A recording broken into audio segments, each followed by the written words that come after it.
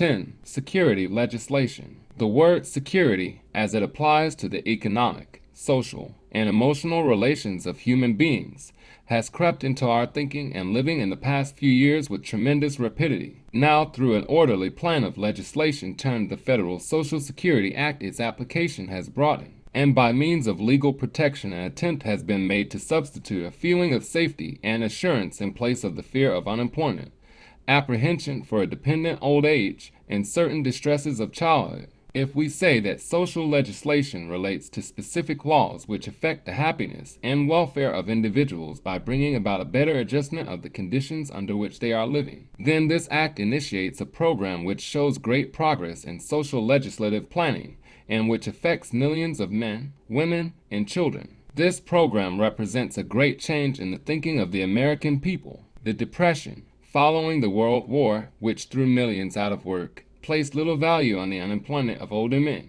and swept away the savings of a lifetime, was partially responsible for it and brought about a realization of the necessity of legislation which would provide safeguards against misfortunes which cannot be wholly eliminated in this man-made world of ours. These conditions led up to the appointment of a Committee on Economic Security, and from their recommendations, following an intensive study and investigation, the program developed which, with many changes and revisions, became the present Social Security Act. This program aims to bring about security for individuals and for the family. The change in population, because of the lower birth rate and an increased proportion of the age to the whole population, adequate care for this group became of primary importance. The men, who had been the breadwinners, and the women, who had helped to develop character and implant standards of right living in growing families, suddenly found conditions changed when the men became too old to longer be necessary or useful in the economic world. All were swept along in a maelstrom of defeat,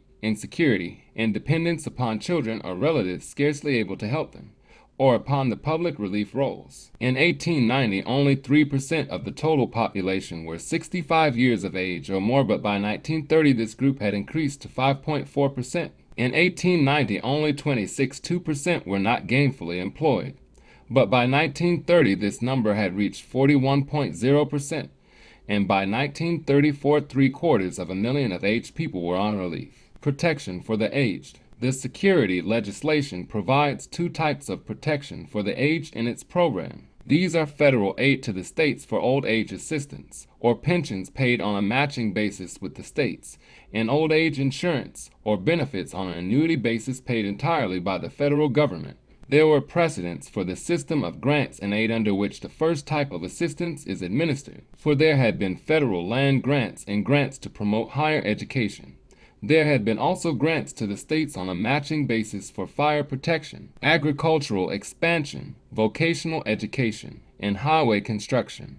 And through the public health programs there had been grants for the prevention of social diseases and for the care of mothers and infants. From a legal standpoint, this system had been declared constitutional. Old age assistance. The old age assistance, which is administered by the states in cooperation with the federal government, is granted on the basis of individual need. The original act provided that the federal government would contribute 1/2 of any pension which was not more than $30 a month, thereby paying $15 as its share. If the pension was less than $30, it would pay 1/2 of the sum.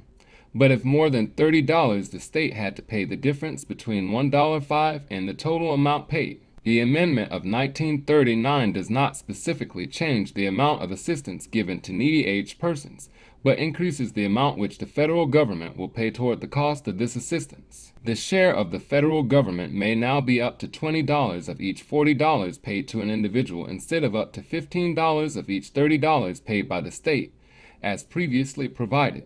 The final decision as to the amount of each grant rests with the states, however, and must be in accordance with the state law. The federal government also provides an additional 5% of the total grant which may be used for administrative purposes or for assistance to individuals, or for both. In order to receive old age assistance funds from the federal government, the states must conform to certain conditions as to age and residence, as well as to approved administrative policies. At first, the age requirement could be, and in a few states was, as high as 70, but by 1940 the age of eligibility was fixed at 65.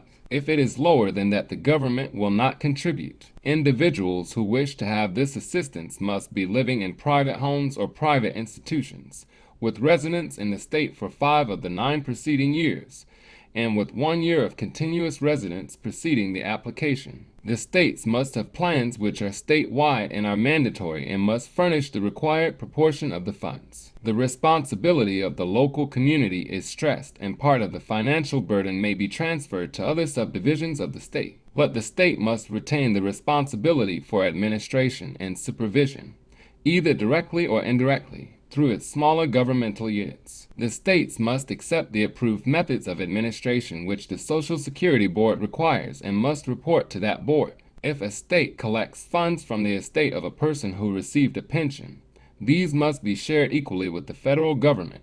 Grants from the federal government are made quarterly in advance, upon the basis of estimates made by the state authorities, and if the estimate is incorrect, the amount is deducted or added in the next allowance. This relieves the state of the burden of carrying the current expenses. When an individual or a married couple applies for this type of aid, the social worker makes a thorough investigation as to whether there are children who can help the parents, as to the valuation of any property owned by the applicant, and as to the existence of insurance or bank accounts. When Mr. and Mrs. Smith applied for aid, it was found that Mr. Smith had always been thrifty and hardworking, and that he had bought real estate when he was able to save. But this had depreciated in value, and their only child was married to a man who had been out of work for a long time.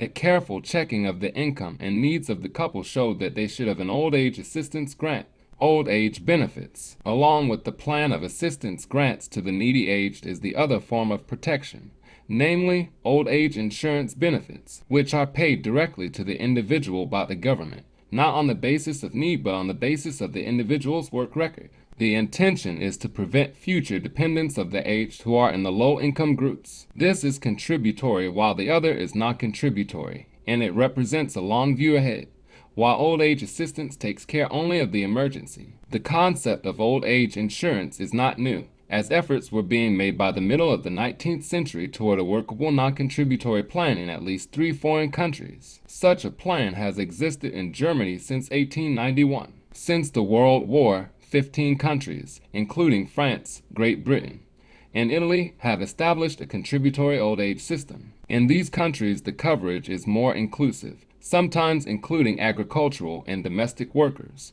but the benefits paid are smaller than the individual amounts paid under the Social Security Act in the United States. When the original act was passed in 1935, Congress recognized that changes would be necessary after a period of administrative experience. So the Social Security Board was authorized to study the act and recommend changes to the President and Congress. Many of these recommendations were accepted by Congress in 1939 and are now embodied in the law. While some of the changes are minor ones, there are major modifications in the law which relates to old age benefits. Briefly, these refer to the groups covered under the Act, to the formula for computing the amount of the benefit, and to the change in the tax levy on both the employer and employee. The original act applied only to persons in commerce and industry. Agricultural laborers were excluded, and so were those in domestic service, maritime service, and the service of government, whether federal, state, or local. Workers in fields of charity, science, literature, and education, and those employed by non-profit-making organizations were also ineligible under the act. As revised, the act has been extended to include employees of national banks, employees of building and loan associations, and employees of state banks which are members of the Federal Reserve System, employees in maritime service on American vessels, and workers who are over 65. There has been a redefining of terms, and agricultural labor has been extended to cover certain services which are closely allied to farming, and which were not previously excluded. Domestic service has been defined as service in a private home, local college club, fraternity, or sorority. It is estimated that more than 1 million additional persons are eligible for old age benefits under the 1939 revision of the Act. Other groups will probably become eligible through future amendments. Taxes to finance old age benefits. Old age benefits are financed by taxes on payrolls and wages. These taxes are shared equally by employers and employees, and under the first law the combined tax amounted to 2% a year from 1937 to 1939 inclusive, and then increased at the rate of 5% at 3-year intervals through 1948. At that time, both employer and employee would be paying 2.5%, or a combined tax of 5%. In 1949th combined tax of employer and employee was to become 6% and continue at that rate. Under the revision, the taxes for 3 years, namely from 1940 through 1942, do not increase as originally planned but are frozen at 5%. The schedule of the original law becomes effective after January 1943. It provides for an increase to 2% in 1943, 2.5% in 1946, and to a maximum of 3% in 1949 for both employers and employees. This change was made as a result of the criticism leveled at this part of the Social Security Act, and the criticism, in turn, was due to the accumulation of the very large reserve fund. The effect of this change is to diminish the growth of the reserve fund. The first monthly benefit payment was made in 1940 instead of 1942, as originally scheduled. Under the original law, the benefits were computed on a basis of the individual's total accumulative wages after December 1936 and before he became 65 years of age. But under the new law, the benefits are computed on the basis of the individual's average monthly wage from covered employment. To carry the comparison a little further, $2,000 was the minimum amount considered for accumulated wages over a 5-year period, and $3,000 was the largest amount considered as wages in any 1 year. If the total amount earned over a period of years was more than $3,000, the amount of the old age monthly benefit was 1/2% of the first $3,000 plus 1/12% of any additional amount to $45,000 and 1/24% of any amount over $45,000. To illustrate this concretely, if Mr. Brown earned $100 a month over a 5-year period from 1937 to 1942 and then retired at 65, the benefit he would receive on retiring would be computed on $6,000 or his accumulated wages and would be $17.50 per month. Under the new plan, the benefit is determined on Mr. Brown's earnings as follows: 40% on the first $50 of average monthly wages, plus 10% of his average wages over $50 and up to $250, and an additional 5% of his basic benefit for every year in which he earns at least $200 in covered employment. Instead of $17.50, Mr. Brown will receive $26.25. Supplementary and survivor benefits. The new law considers the needs and security of the worker's family and provides for supplementary benefits to wives and dependent children under certain conditions, as well as for monthly benefits to survivors. And knowledge of the qualifications which are necessary in order to receive these benefits is dependent upon an understanding of the terms fully insured and currently insured, which were not used in the original act. In order to be fully insured, the worker must have quarters of coverage equal to half the number of quarters after 1936 and before the quarter in which he became 65 or died, but in no case less than 6 quarters of coverage. When a worker has 40 quarters of coverage, he is fully insured, regardless of his employment thereafter. To be currently insured, the worker must have had at least 6 quarters of coverage in the 3 years preceding the quarter in which he died. The family of the fully insured worker can receive supplementary benefits or survivor's benefits, while a currently insured worker's family can receive only survivor's benefits for dependent children or survivor's benefits for widows with dependent children in their care. If a worker is fully insured or currently insured, a lump sum death benefit is paid when there is no survivor entitled to monthly benefits. To continue with the illustration of the Brown family, as Mr. Brown is fully insured, Mrs. Brown at 65 years of age will receive a supplementary benefit equal to 1/2 of her husband's monthly benefit, unless she is entitled to a monthly old age benefit as large as or larger than the supplementary amount. Mrs. Brown will therefore receive $13.12 in addition to the $26.25 which her husband receives. If there is one dependent child under 18 who is going to school, the child will receive the same amount as his mother, and the total income of the family will be $52.50. 2. If the worker is 65 and the mother is younger, the dependent child only can receive the supplementary benefit, for the mother will not be eligible until she is 65. Formerly, there was no provision for monthly benefits for the survivors, though there was a provision that the estate of an individual should receive a lump sum payment equal to 3.5% of the total wages earned after 1936 and until the death of the individual, if he died before he became 65.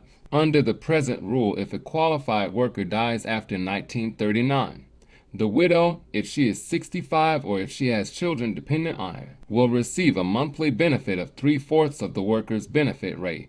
And again, each unmarried dependent child under 18 will receive 1/2 of the worker's benefit rate. If there is no widow or dependent child, each dependent parent who is 65 or over will receive 1/2 of the worker's benefit rate. For example, to again take $100 as the average monthly wage on which the worker will receive a monthly benefit of $26.25. The widow will receive $19.69 if she is 65 or if she is caring for a dependent child, and each dependent child will receive $13.12. Each dependent parent will receive $13.12 if there is no wife or child surviving. If there are no survivors who are entitled to monthly benefits, a lump sum payment is made. The amount is 6 times the monthly benefit. This will go to a parent who is not dependent or for funeral expenses. Removal of the stop date. Formerly, a worker must retire on reaching 65 in order to receive monthly benefits,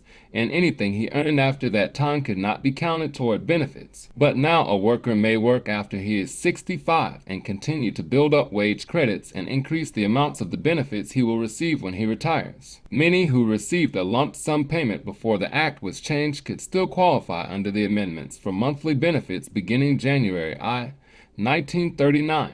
And the amount previously paid was deducted from the monthly benefits. A worker is entitled to a larger amount under the amendments than he would have been under the old plan. For example, if a man had been earning $100 a month for 3 years prior to December 31st, 1939, when he became 65, he would receive 3.5% of $3,600, his total wages, or $126. Under the amended program, the monthly benefit is computed on his average wage over the 3-year period and will be $26.25 a month for the rest of his life. He does not collect any money until he retires under either plan.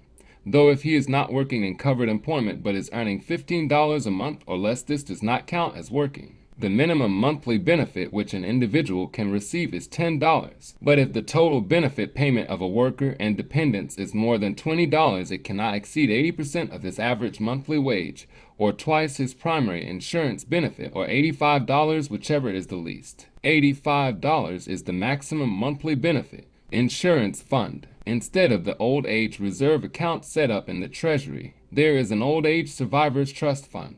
There is a board of 3 trustees, the Secretary of the Treasury, the Secretary of Labor, and the Chairman of the Social Security Board, which administers the funds. Unemployment compensation. Security is provided for another group of individuals by unemployment compensation, which consists of cash payments at stated intervals to unemployed persons who are eligible. This plan has been tried and approved in other countries for many years. It began in Great Britain and Belgium in the latter part of the 19th century.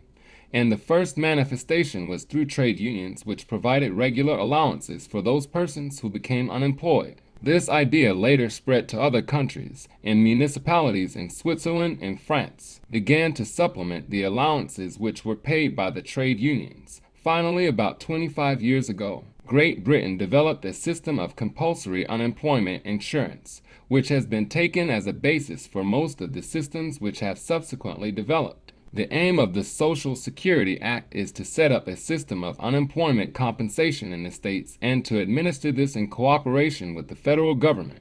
The Act does not specify any type of law which is mandatory, and any law which meets the needs of the individual state will be approved as long as it meets certain federal requirements. Within 2 years after the Security Act became effective, all the states passed satisfactory laws. Perhaps this was due to the fact that under this cooperative system, unless the state had an approved law, the entire tax on payrolls would go to the federal government to be used by the government.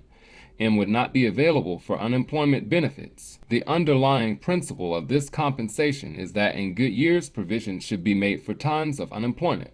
Therefore, a fund should be built up to take care of benefits for those who are unemployed through no fault of their own, or those who are unemployed for a short period of time and changing from one employment to another. Taxes on payrolls. The funds which are paid out in compensation are obtained from a federal tax on payrolls paid by employers who are engaged in any business which is not excluded under the law, if they employ the required number of persons on one day in each of 20 different weeks of the year. This number of employees varies from 1 to 8 or more in the different states. The federal taxes are collected by the Bureau of Internal Revenue and are based upon all the wages and salaries paid out during the previous year, though an employer is allowed credit for contributions in states which have a mandatory system of unemployment insurance as a set-off on the federal tax levy on payrolls.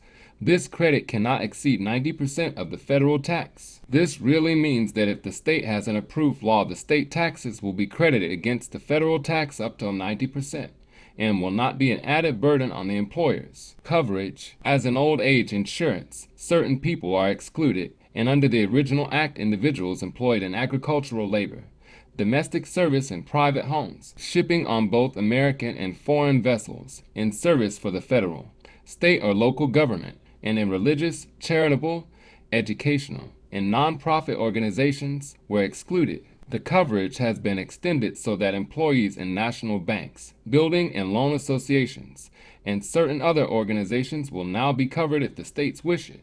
The present law has redefined agricultural labor and domestic service and extended exclusions much as they have been extended under the old age benefits. Further exclusions which were not contained in the first act are service in the employ of a foreign government or its instrumentalities, service in occupations covered by the Railroad Unemployment Compensation Act, certain services where the remuneration is nominal and for voluntary, fraternal and beneficiary associations, services for schools and colleges, by regular students, for hospitals, by internists and nurses in training, family employment, and services by newsboys under 18. Though charitable and non-profit making institutions and agencies are exempt from income taxes and usually from property taxes, the employees of these institutions are not exempt, and these exclusions may be a questionable discrimination. Any state through its laws may include persons in any employment except that of the federal government, of other states, or service on navigable waters,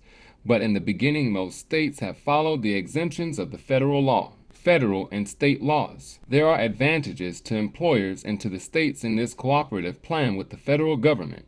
First, the states are relieved of the financial burden of administering the unemployment compensation laws. Secondly, by the uniform tax, the employers are relieved of the disadvantage of competing with states that do not have the same laws. And finally, by the privilege of set-off for 90% of the state taxes, both the state and the employers are freed from the necessity of paying heavy federal taxes. The state laws must conform to certain regulations in order to be approved by the Security Board and must contain specific provisions for the establishment and maintenance of personnel standards on a merit basis in order to receive grants for administrative expenses. The state must also conform to the provisions. Security Legislation 125 concerning the manner and time for payment of the compensation, for the payment of funds to the Secretary of the Treasury, and for the use of money withdrawn from unemployment trust funds. There is also an important provision that a state cannot deny an individual compensation for refusing to work under certain conditions. For instance, if the position offered is vacant because of a strike or a labor dispute, if the wages, hours, or other conditions of work are less favorable to the individual than those prevailing in a similar locality, or if unfair conditions are imposed in return for employment, states may pass laws that specify the coverage, the length of the waiting period, the amount of benefits, and the length of time the benefits will be paid. The state laws show a wide variation in these respects. For instance, in 9 states employers of 4 or more workers are included, 8 and in 7 states employers of 1 or more employees are included for the coverage as established by law, and controls the eligibility of the workers in each state. So if the law includes only employers of 8 or more, the employees of concerns that employ less than that number are excluded from participation. Amount of compensation. The amount of compensation for total unemployment is 50% of the employee's wages in many states, but this is usually qualified by a $15 a week maximum. Some states provide for a minimum of $5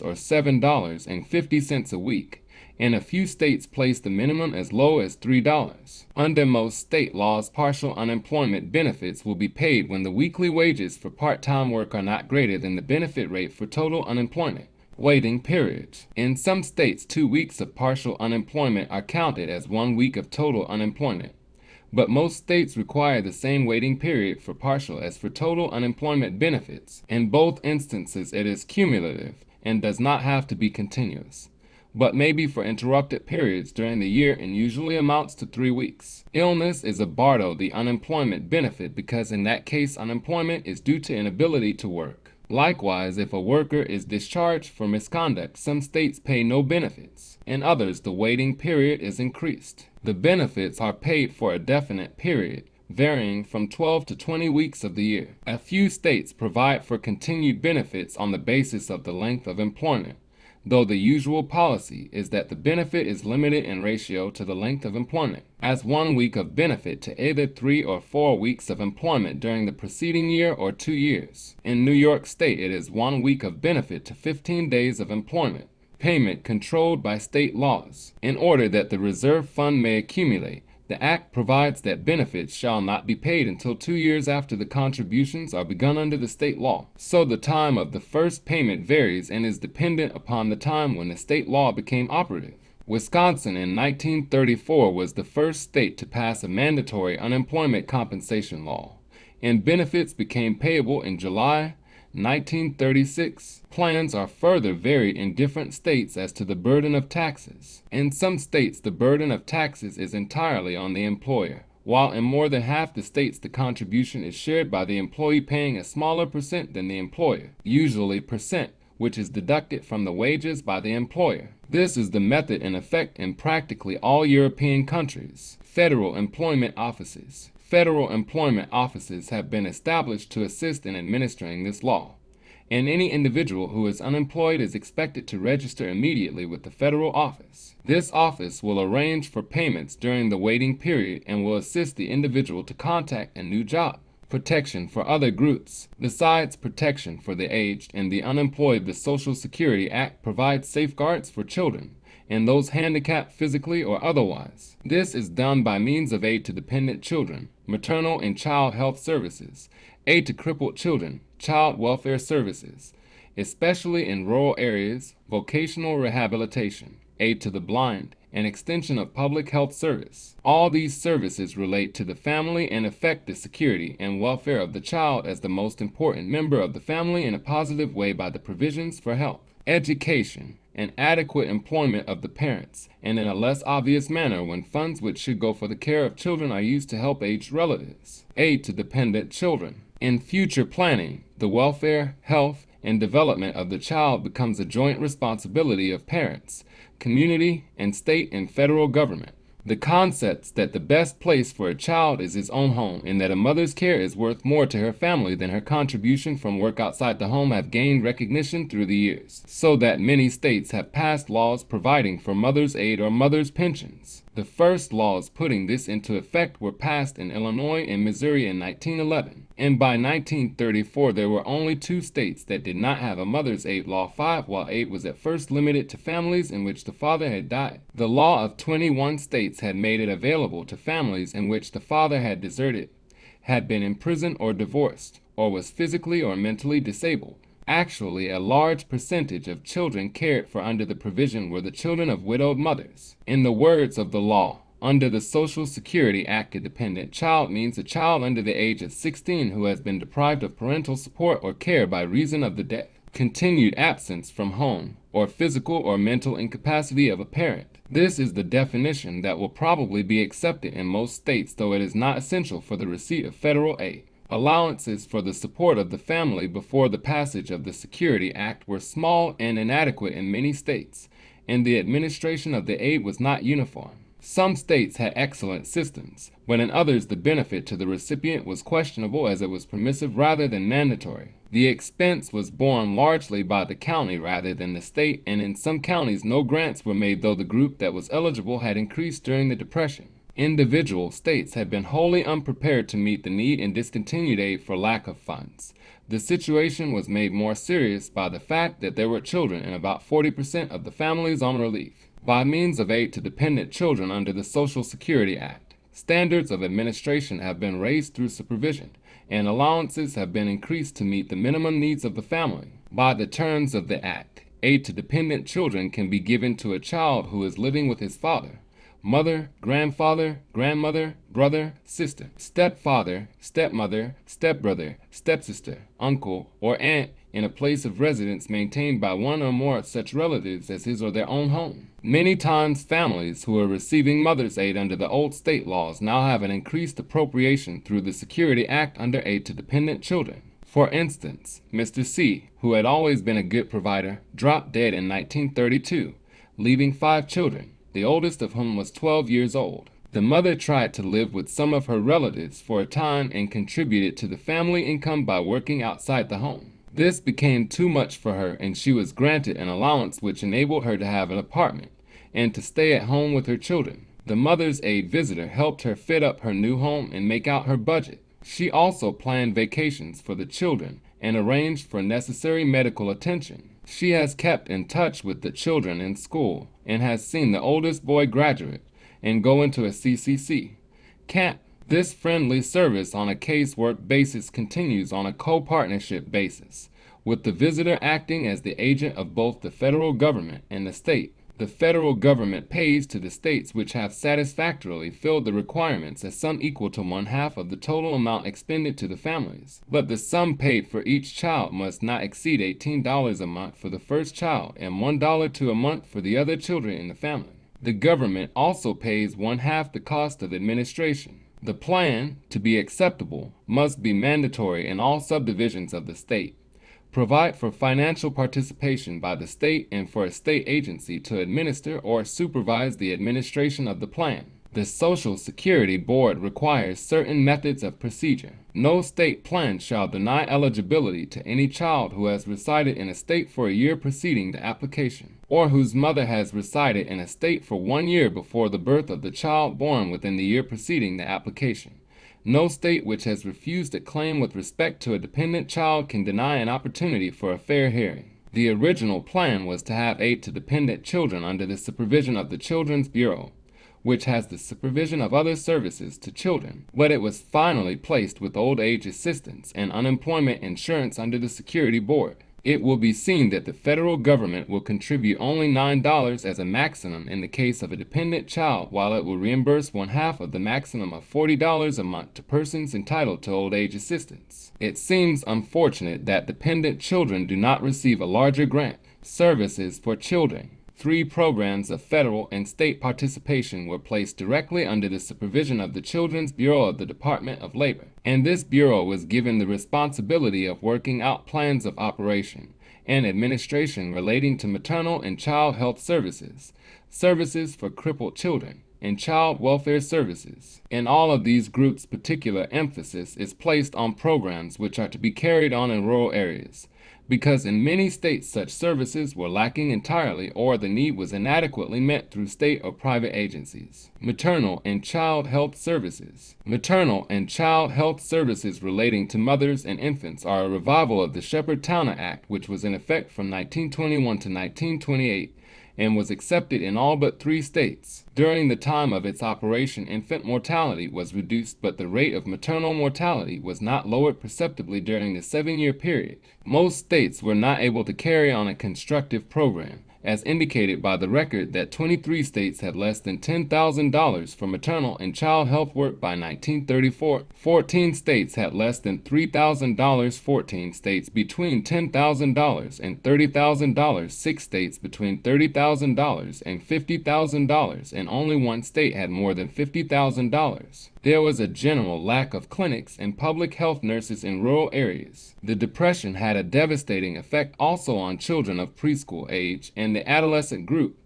For inadequate family income meant more malnutrition and an increased number of physical defects which were not corrected. Though private agencies and state departments through programs of preventive medicine had done good work, this was not enough to prevent harmful results to many children. Under Title V of the Social Security Act as revised in 1939, $5,820,000 is appropriated annually for maternal and child health services and allotted to the states by the Children's Bureau. Each state, irrespective of size, receives $20,000, and the remainder is apportioned annually according to the ratio of live births in the state to the total number of live births in the United States, or as the Secretary of Labor feels necessary according to the financial needs of each state. The Children's Bureau must approve the plan, which must provide for financial participation by the state and for administration or supervision by a state health agency. As recommended, the entire program is to consist of 5 major services, which are 1. Prenatal, infant, and preschool service which shall reach out into rural areas. 2. School health service, including physical and dental examinations at stated intervals and a program of health education. 3. Health service to children entering employment, carried on in cooperation with health agencies in the community. 4. Health service to special groups of children, such as handicapped children, those in institutions, and in families who are on relief, this to be carried on in cooperation with the social service agencies in the community. 5. Public health nursing service for mothers and children, primarily on educational demonstration lines, to include home visits in connection with the maternal and child health program, prenatal and child health conferences, and conferences with the parents in order to bring about correction of defects found in physical examinations. This program is intended to bring about cooperation between individuals and agencies concerned with welfare, education, and health. Much flexibility has been allowed in working out the plans, that they may be modified from time to time as need arises. Crippled children. Probably more interest has been shown in the care and treatment of crippled children than of any other group, for there is something about their particular handicap that stirs the emotions as nothing else does. For that reason, private organizations and many different service groups have for a long time been working in the interests of crippled children. Special hospitals have been established in various parts of the country under the auspices of the Shriners, and many other hospitals have been devoted wholly or partially to crippled children. These private organizations have been pioneers in the work, but it is now partly a matter of governmental concern. Under the Social Security Act, beginning in 1940, $3,870,000 is apportioned annually for crippled children in rural areas and in regions suffering from severe economic distress. Each state receives $20,000 and the remainder is apportioned on the basis of need. The states must match the funds and must use the same for locating crippled children and for providing medical, surgical, and corrective care, as well as facilities for hospitalization and aftercare of children who are crippled and for those suffering from conditions which lead to crippling. These services include clinics and follow-up work of the most expert sort, and there is great variation in the plans of the several states. 2 problems are involved in the provisions for crippled children. First, treatment must be given early in the hope that the child can be restored to nearly normal physical condition. And second, when return to normalcy is impossible, training must be available in order that the child can become an asset instead of a liability to society. This involves aftercare and education that will bring about a social adjustment, and may mean either placement outside of the child's own home or special teaching in the home. It should most certainly include a social investigation by one who can understand the crippled child and the personality problems which may develop as a result of being different from other children. Sometimes the work is entirely carried on by a state department of health, and in other states it is done by a cooperative service with the different departments of the state or private agencies providing the medical, social, and educational services that are needed. Child welfare services. Child welfare services, third of the legislative measures designed to promote security for children, is carried on jointly by the State Public Welfare Agency and the Children's Bureau for the purpose of establishing, extending, and strengthening, especially in predominantly rural areas, public welfare services for the protection and care of homeless, dependent, and neglected children and children in danger of becoming delinquent. $1.5 million is appropriated annually for this program, And unlike the funds appropriated for child health services and services for crippled children does not have to be on a matching basis. Every state receives a minimum of $10,000 annually, and the remainder is apportioned by the Secretary of Labor on the basis of the ratio of the rural population of the state to the rural population of the country as a whole. The plans submitted by each state must be approved by the Children's Bureau. And while the states do not have to match the funds, it is intended that states or local communities shall participate in the financial expenditures and that the responsibility of developing adequate methods of community child welfare organization shall be borne by the local communities. The services are along lines not already covered, and therefore the plans of the several states have been developed to meet local needs instead of conforming to any specific pattern. It is recognized that children in rural areas need the same protection and care that is available for children in urban areas, and many services are given under the program, including 1. Protection and care of dependent and neglected children who are without proper parental care and guardianship or who are suffering because of the depravity or cruelty of the parents. Court action being taken when necessary either to protect the child or prosecute the offender. 2. Placement in foster homes, either boarding homes, free homes, adoption homes, or work or wage homes, depending upon the needs of the child. 3. Careful investigation of all homes offering to care for children or young people. 4. Placement in an institution when a foster home is not suitable, and commitment to an institution through the court when necessary. 5. Preventive work with pre-delinquents. 6. Study of the delinquent and the causes which contribute to the delinquencies, with psychological and psychiatric service as a part of the program. 7. Investigation for courts having to do with children's cases and acting as probation officer if requested. 8. Placement of the mentally defective child in an institution when necessary or provision for special care and training in the community. 9. Cooperative planning for crippled children by state or private agencies concerned with their welfare. 10. Treatment and education of blind and deaf children. 11. Aid to unmarried mothers through court action and planning for maternity care and aftercare for mother and child. 12. Protection of the illegitimate child, including placement with the mother or in a foster home, or for adoption. Not all states provide all these services under the Child Welfare Program, because the needs are sometimes met in other ways. But, as can be seen, the concept and interpretation of child welfare is broad, and the preservation of the family unit is emphasized in administering this act. Aid to the needy blind.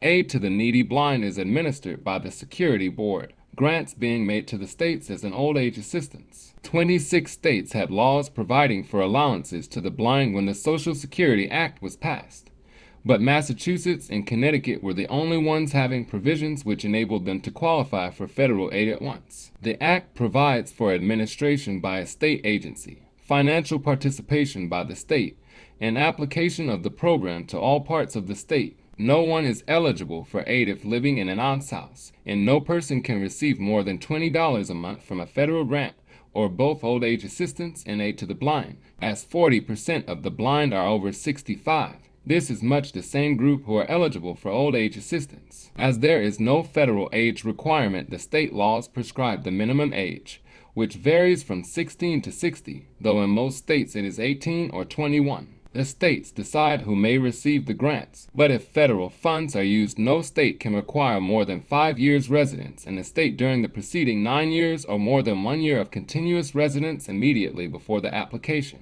In many states, a large number of those receiving aid to the blind were formerly the recipients of some form of poor relief. Now, instead of being cared for in almshouses or institutions for paupers, they have their board paid in the homes of friends who look after their interests. In this type of service, too, the social worker helps to budget the needs. Many individuals are placed in employment after a period of training. $3 million was appropriated the first fiscal year ending June 30th, 1936, and the Act states an annual amount thereafter sufficient to carry out the purposes of the Act shall be appropriated. Vocational Rehabilitation. The Federal Act authorized the appropriation of $1,938,000 after 1937. and in 1939 this was nearly doubled by an added appropriation of $1,562,000. This is allotted to the states on the basis of population and on condition that the states match the amount of the federal funds. The United States Office of Education is given the responsibility in cooperation with the Departments of Education of the several states for the vocational rehabilitation of persons who by reason of a physical defect or infirmity, whether congenital or acquired by accident, injury, or disease, are incapacitated for remunerative occupation. This is closely allied to the program for crippled children and the services to the blind and deaf, for individuals in these groups are included if they are vocationally handicapped. When this is extended to include those with heart disturbances, as it may be, the assistance may consist of training in a business school or something of that nature. The expense of maintenance cannot be paid from the federal state funds. However, and private agencies have to help out with maintenance expenses and often with medical treatment.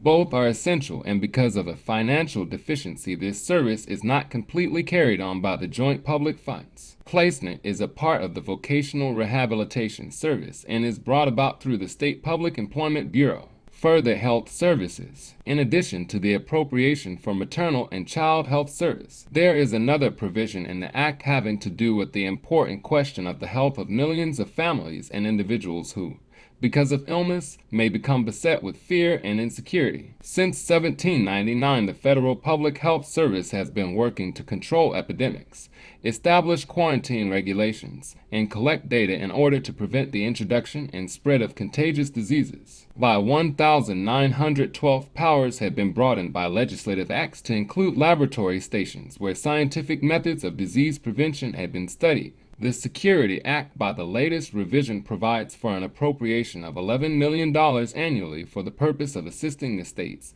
and political subdivisions in establishing and maintaining adequate public health services. The funds are apportioned to the states by the Surgeon General of the Public Health Service, with the approval of the Secretary of the Treasury, and are on the basis of population, special health problems, and the financial needs of the states. Funds may be used to assist governmental units in their health programs and also to train nurses and other public health workers. An additional $2 million is appropriated for the investigation of disease, problems of sanitation, and administrative expenses. Through federal and state participation, this entire Social Security program exemplifies the term cooperation to an unusual degree, through its attack upon forces that tear down and devastate the lives of human beings. Each division of the Act presents social problems affecting individuals as they live and work, and behind all of these problems there is a background of historical information which could only be touched upon briefly in relation to the Security Act.